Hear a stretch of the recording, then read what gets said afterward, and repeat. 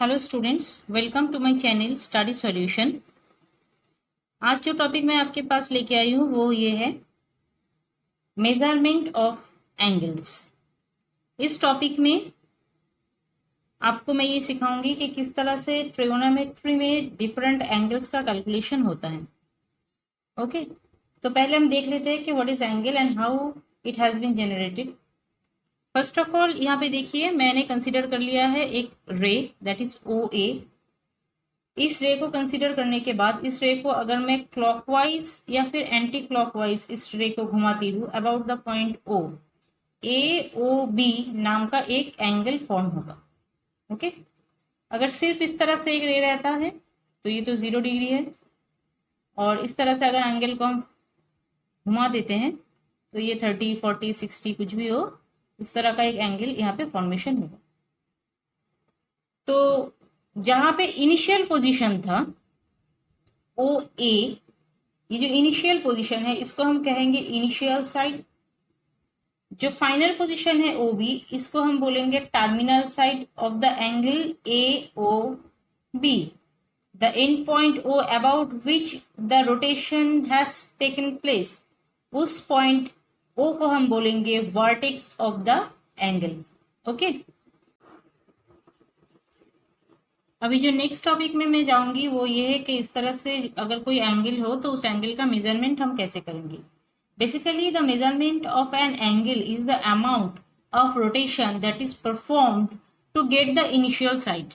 What does it mean? मान लो कोई मेरा एक इनिशियल साइड इस तरह से है ओ ए, तो अगर इसको मैं रोटेट करवाऊं क्लॉकवाइज या फिर एंटी क्लॉकवाइज, इस तरह से घूम के अगर फिर से ये अपनी जगह पे आ जाएगा, जितना अमाउंट उसको रोटेट करना पड़ता है वही हो जाता है मेजर ऑफ एंगल। जैसे यहाँ पे इनिशियल साइड मेरा ये था, ये घूमने के बाद फाइनल साइड भी मेरा यही आया है, तो it is rotated about 360 degree value. मैं एक और एग्जाम्पल लेती हूँ, जैसे यहाँ पे एक एग्जाम्पल मैंने ऑलरेडी लिया हुआ है ओ ए बी, ये एंगल क्या है 30 डिग्री ऑलरेडी दिया हुआ है, that is it is initial side and it is final side. अभी अगर ये रोटेट करेगा इस तरह से, रोटेट करने के बाद ये ओ बी इस तरह से घूमना शुरू किया और घूमने के बाद फिर से ये आके ये वाला लाइन में स्टोर हो गया, यहाँ तक आ गया, मतलब O B now lies on O A. Okay, that is यहाँ पे रोटेशन कितना हुआ, दैट इज 330 डिग्री रोटेशन हुआ इसका। तो इसका मतलब यहाँ पे अगर हम मेजर करेंगे एंगल तो यहाँ पे मेजरमेंट ऑफ एंगल होगा 330 डिग्री, क्योंकि ये जहां से टर्मिनल साइड था ये घूम के आने के बाद जहाँ पे इनिशियल जगह था वहीं पे आ चुका है, तो इसके लिए इसका मेजरमेंट ऑफ एंगल होता है 330। ये घूम के इस तरफ भी आ सकता है तो फिर मेजरमेंट ऑफ एंगल हो जाएगा 30 डिग्री। ओके, उसके बाद मेरा नेक्स्ट पॉइंट है सेंस ऑफ एन एंगल। वो क्या होता है, जनरली कोई एक रो, इस तरह से मैं एक रे ले लेती हूँ यहाँ पे ओ ए, ये वाला रे जब एंटी क्लॉकवाइज मतलब इस डायरेक्शन में, एंटी क्लॉकवाइज इनिशियल पोजीशन से टर्मिनल पोजीशन जाने के लिए ये एंटी क्लॉकवाइज ये रे घूमेगा, मतलब ये ओ ए वाला जो रे है वही एंटी क्लॉकवाइज घूम रहा है और आके वो ओ बी पोजीशन ले लिया, तो ये हो गया हमारा पॉजिटिव एंगल। वही अगर ये ओ ए रो जो है वो क्लॉकवाइज घूमेगा और क्लॉकवाइज घूमने के बाद वो टर्मिनल पोजीशन, यही वाला रो ये वाला पोजीशन ले रहा है, ये दो अलग अलग रो नहीं है, यही वाला रो घूमने के बाद इस तरह से घूम के क्लॉकवाइज से नीचे आ गया, पोजीशन है इसका भी ओ बी, तो ये हो गया नेगेटिव एंगल।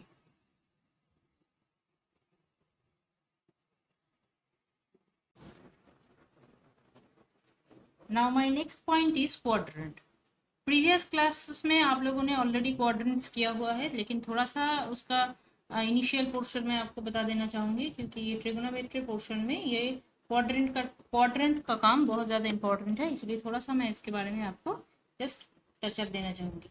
ओके, तो मैं एक रे कंसीडर करती हूँ यहाँ पे, एक्स डैश, मान लीजिए बीच का एक ओ और यहाँ पे एक एक्स।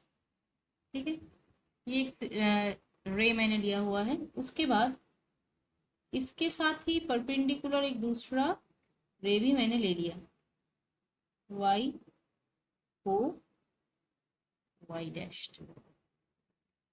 ये दो ray is perpendicular to each other, तो हर एक एंगल यहाँ पे राइट एंगल हुआ। तो यहाँ पे ये वाला जो रे है इसको हम एक्स एक्सिस बोलेंगे, इसको हम बोलेंगे वाई एक्सिस जो वर्टिकली है। ये हो गया ओरिजिन, इसको बोलते हैं फर्स्ट क्वाड्रेंट, इसको बोलते हैं second quadrant, this is called third quadrant, and this is fourth quadrant. ये आप लोगों ने पहले सीखा हुआ है, थोड़ा सा मैंने इसके बारे में बता दिया क्योंकि नेक्स्ट वाला जो टॉपिक हम लोग करेंगे वहाँ पे मतलब नेक्स्ट कुछ एग्जाम्पल्स में ये वाला टॉपिक बहुत ज़्यादा इंपॉर्टेंट है, इसलिए मैंने इसको थोड़ा सा आपको बता दिया।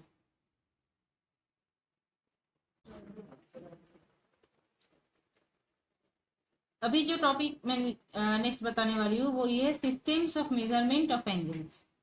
जो एंगल्स के बारे में अभी हमने जाना है उसको हम किस तरह से मेजरमेंट करें, उसका 3 डिफरेंट सिस्टम्स होता है। ओके, वो 3 डिफरेंट सिस्टम्स क्या है? नंबर 1,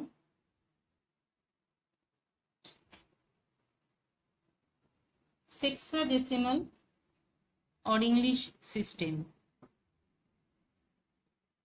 ये जब मैं आपको बताऊंगी तो आप देखेंगे कि इसके बारे में हमको थोड़ा बहुत पता है। नंबर 2, सेंटेसिमल और फ्रेंच सिस्टम।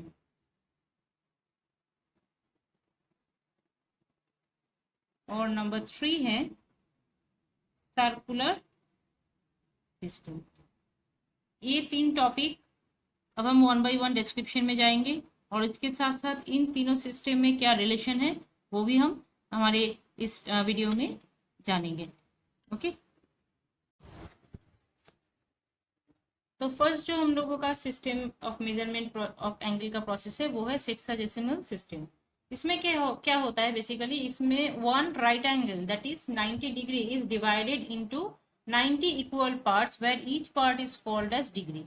मतलब यहाँ पे एक 90 डिग्री अगर होगा तो यहाँ पे 1, फिर उसके बाद 1, फिर उसके बाद 1, इस तरह से 1 1 करके ये टोटल जो 90 है, this 90 is totally divided by 90 parts and each part is known as a degree. Okay, तो ये सिंबल इसका है, इस तरह से सिंबल दिया जाता है 1 डिग्री का, और इसको हम जनरली टर्म में इस तरह से डिग्री बोलेंगे। तो जनरली क्या हुआ, यहाँ पे फॉर्मूला मैं जरा लिख लेती हूँ, 1 right angle is equal to then 90 degree. अभी ये जो 1 डिग्री है इसको हम अगेंस्ट, ये जो 1 डिग्री है इसको हम अगेंस्ट 60 पार्ट्स में डिवाइड कर सकते हैं छोटा छोटा, तो फिर 1 डिग्री हो जाएगा 60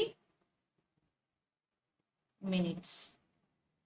ओके, और फिर जो 1 मिनट है, साइन इस तरह से दिया जाता है मिनट का साइन, उसको हम फिर से अगेन 60 सेकेंड्स में डिवाइड करेंगे।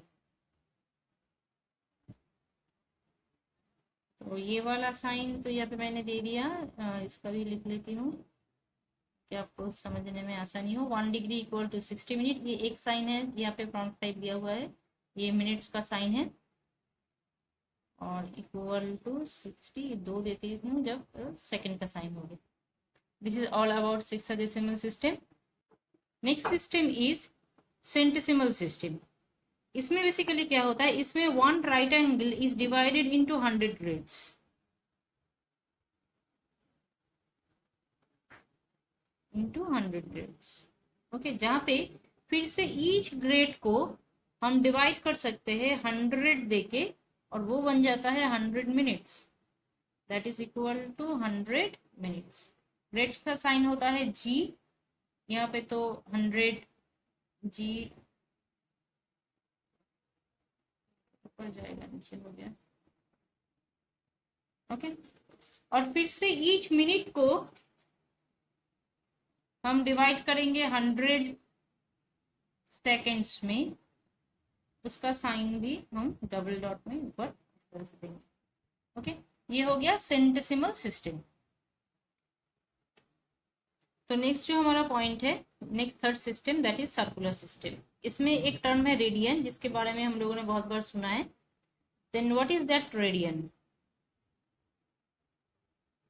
जनरली क्या होता है, कोई एक सर्कल हम ले लेते हैं, यहाँ पे सेंटर पॉइंट से एक रेडियस निकाल लिया। ओके, मान लो इसका नाम है O, इसका नाम है A। अगर ये OA that is the radius of the circle is of length 5, अगर मैं इसको कंसिडर कर लेती हूँ कि ये 5 है, तो यहाँ से लेके 5 लेंथ, अगर ये 5 सेंटीमीटर है तो इस पॉइंट से लेके यहाँ तक अगर 5 सेंटीमीटर जहां तक होता है ये वाला आर्क से AB आर्क, तो फिर हम B और O को अगर ज्वाइन कर देंगे तो ये वाला एंगल जब फॉर्म होगा वो होगा 1 रेडियन। इस तरह से लिखते हैं। ओके, समझ में आया? क्या किया मैंने, OA का रेडियस पहले हम ले लेंगे कितना है। इस एग्जाम्पल मैंने कंसिडर किया है 5, तो अगर 5 सेंटीमीटर हुआ तो यहाँ से हम आर्क लेंगे एक 5 सेंटीमीटर का, जितना आर्क बनेगा उस पॉइंट से O को फिर से हम ज्वाइन कर लेंगे, तो बीच में जो एंगल बन रहा है तो उस एंगल को हम बोलते हैं 1 रेडियन। ये रेडियन का साइन है। ठीक है, अभी इसके ऊपर एक थ्योरम भी है। थ्योरम क्या है? The number of radians, the number of radians कितना होता है, आर्क का जितना लेंथ होता है डिवाइडेड बाय रेडियस, रेडियस का जितना लेंथ होता है उतना। अभी ये किस तरह से हम कैलकुलेट करेंगे या फिर ये किस तरह से आया वो मैं बता दूं। मतलब नंबर ऑफ रेडियंस कितने होते हैं, अगर यहाँ पे इस एग्जांपल में मैंने रेडियस का लेंथ 5 लिया हुआ है और आर्क का भी 5 लिया हुआ है, तो 5/5 इज 1, तो ये 1 रेडियन हुआ। तो इस तरह से अगर मैं कोई एक और सर्कल लेती हूँ और उस सर्कल का रेडियस, सेंटर पॉइंट है मेरा O, ये हो गया OA। ड्राइंग कुछ खास बन नहीं रहा है वीडियो में, बट फिर भी मैं समझाने की कोशिश कर रही हूँ। ये वाला काट देती हूँ। ओके, OA और OB, अगर मान लो इसका लेंथ है 5 रेडियस और जो आर्क मैंने ड्रॉ किया है मान लीजिए उसका लेंथ है 15, हालांकि ये ड्राइंग में दिख नहीं रहा है बट मैं ले लेती हूँ, ये रेडियस है 5 और इसका ये A से B तक आर्क जो है वो है 15। तो फिर यहाँ पे नंबर ऑफ रेडियंस हमको कितना मिलेगा, नंबर ऑफ रेडियंस हमको मिलेगा, आर्क का लेंथ कितना है 15 डिवाइडेड बाय रेडियस कितना है 5, दैट इज 3। तो यहाँ पे 3 रेडियंस बनेंगे। इस तरह से 3 एंगल्स का 3 रेडियन यहाँ पे बनेगा, 1 radian, 2 and 3 number of radians यहाँ पे बनेंगे। ठीक है, नेक्स्ट टॉपिक के बारे में मैं बात करूंगी, वो है relation between degrees and radians. तो मैंने पहले क्या किया है, देखो यहाँ पे एक सर्कल लिया है, सर्कल का जो एक रेडियस है R, उसी रेडियस के लेंथ के हिसाब से, R लेंथ के हिसाब से मैंने एक आर्क लिया है यहाँ पे AB, तो वो R हो गया। तो जब हम O और B ये 2 पॉइंट को ऐड कर देंगे तो यहाँ पे जो एंगल फॉर्म होगा वो 1 डिग्री होगा।